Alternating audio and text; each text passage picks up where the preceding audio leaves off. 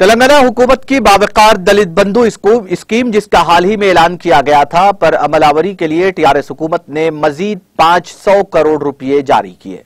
हुजूराबाद में इस स्कीम के लिए यह रकम खर्च करने के लिए कलेक्टर के बैंक खाते में यह रकम जमा करवाई गई है।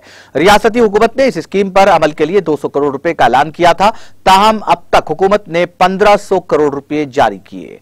ताजा तौर पर 500 करोड़ रुपए की इजराई के साथ इस स्कीम पर अमल के लिए 200 करोड़ रुपए की इजराई का काम मुकम्मल हो गया है। हुकूमत दलितों को बाख्तियार बनाने और उनकी तिजारती महारत में इजाफे के लिए इस स्कीम की शुरुआत कर रही है, जिसके तहत हर अहल दलित के बैंक खाते में 10 लाख रुपए की रकम जमा करवाई जाएगी। हुकूमत तेलंगाना के करीमनगर जिले के हुजूराबाद में इस स्कीम का तजरबती आगाज करने जा रही है।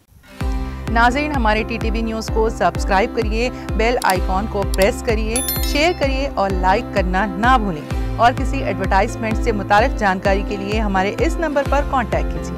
हमारा नंबर है 9550102020।